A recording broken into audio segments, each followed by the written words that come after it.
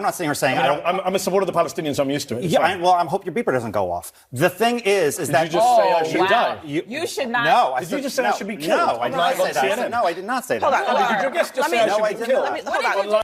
Okay, the brilliance of Mehdi. Yo, if someone said that to me, I would fucking leap over the goddamn table.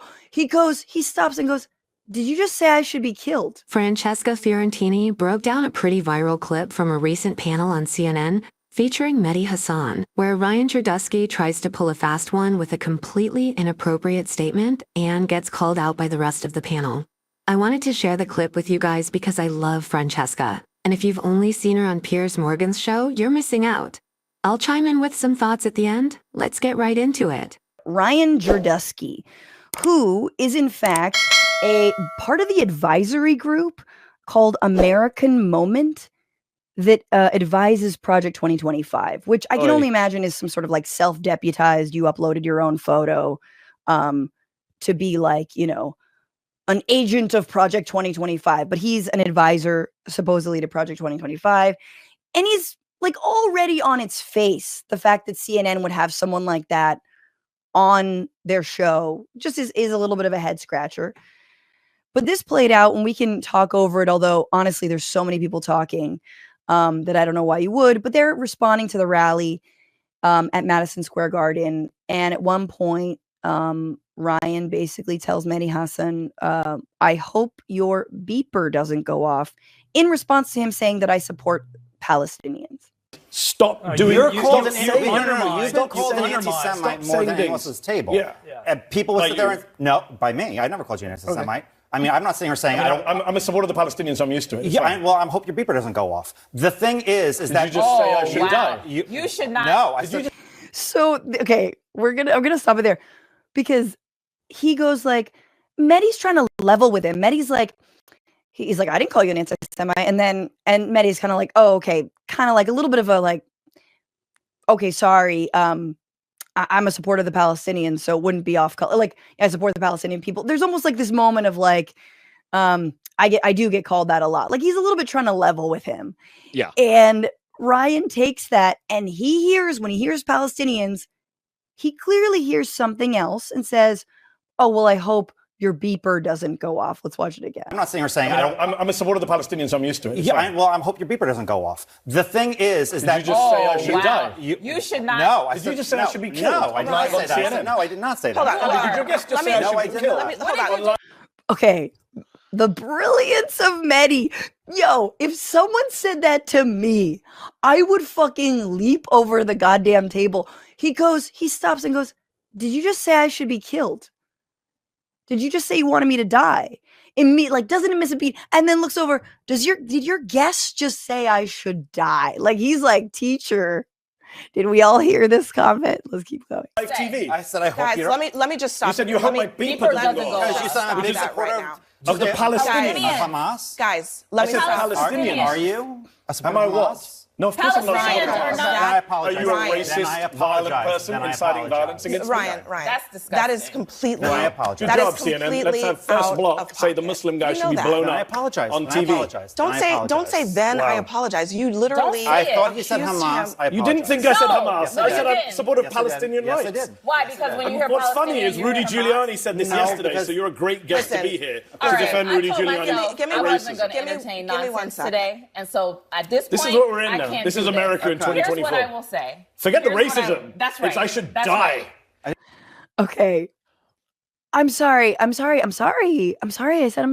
I heard Hamas. I heard Hamas. It's when someone gets caught in a lie and they don't have enough time to really develop what the lie is.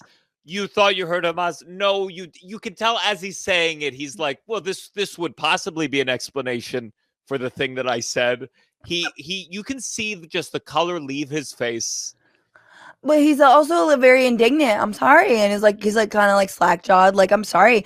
And my favorite part is when he, for a brief moment, thinks, I can get the upper hand. Well, do you?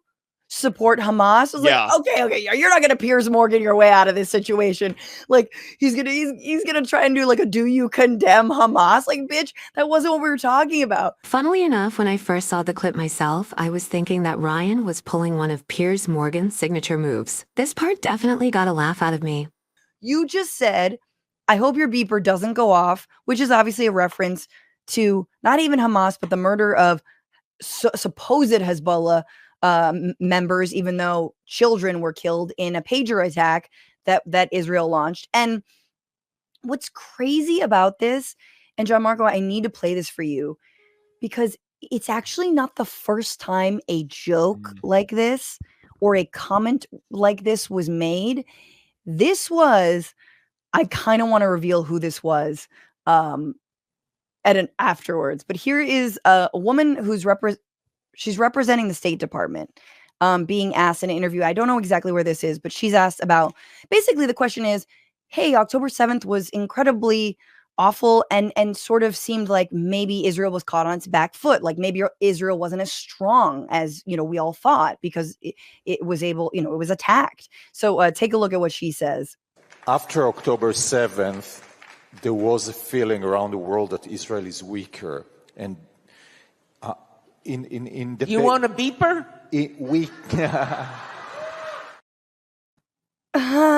So he says there was a feeling that Israel's weaker. She reflexively and almost defensively says, do you want a beeper?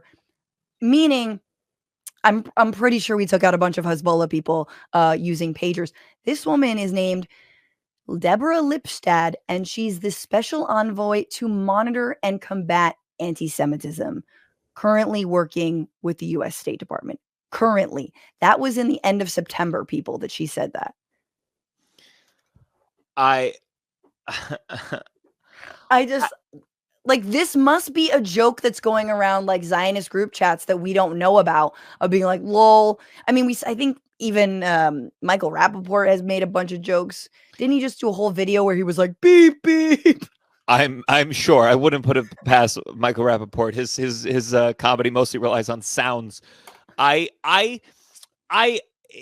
think it's just, you see, when people joke about something that flippantly and that reflexively, and especially like in a conversation where you are trying to discuss, I don't know, real things in the world, you just see how removed they are from the consequences of certain actions, and how it's the ability to dehumanize, how far it's gone, that he could make that joke at the CNN one in particular. That it's just like, that's how much the dehumanization of the people who are being killed has gone, that they feel comfort in doing that. And obviously in that CNN one, it was a miscalculation.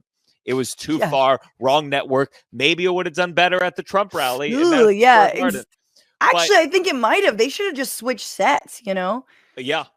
Or I don't know, but you should have had Ryan opening for you.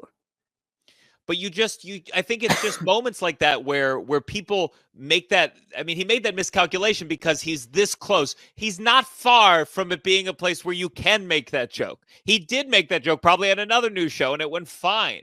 But that's how far people have been allowed to dehumanize the people that are being killed. I mean, I think that's, I think that's what, a lot of critics have been pointing out, is that like CNN is regularly been whitewashing a lot of the, Israeli war crimes.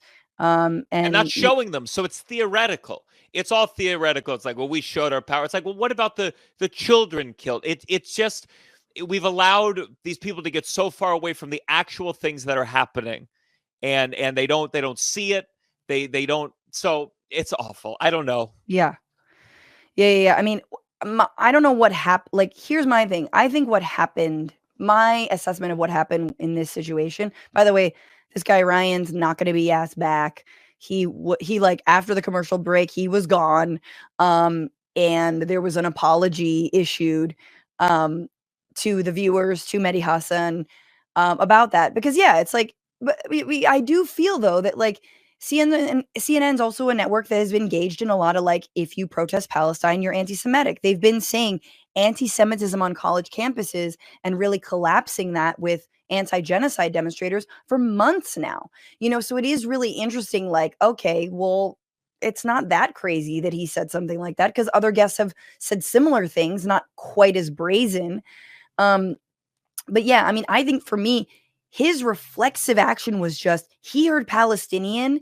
And because if you are steeped in this and you truly believe Israel can do no wrong, and yes, we need to zip tie and disappear a bunch of medics and doctors and, deliberately target the oxygen supply for a hospital so that all the babies in the incubators die. Like, if you really believe that, when you hear Palestinian, you hear Hamas. I completely approve of CNN removing Ryan from the panel there for his unwarranted attack, and this was such an unexpected interaction in general that I almost didn't believe I heard it correctly the first time around. Franchesca, of course, has her signature wit and one-liners, and I do appreciate being given more context about some of these talking heads that I'm unfamiliar with, like Ryan Girdusky. We've spoken about how nasty our politics can get here in the States in previous videos when it comes to personal attacks and whatnot, so I won't go too deep down that rabbit hole again, but I'd love to hear your thoughts on what went down here. Do you agree that Ryan's quip was out of place? Do you think that the panel overreacted? Let me know in the comment section below. I'll see you in the next video.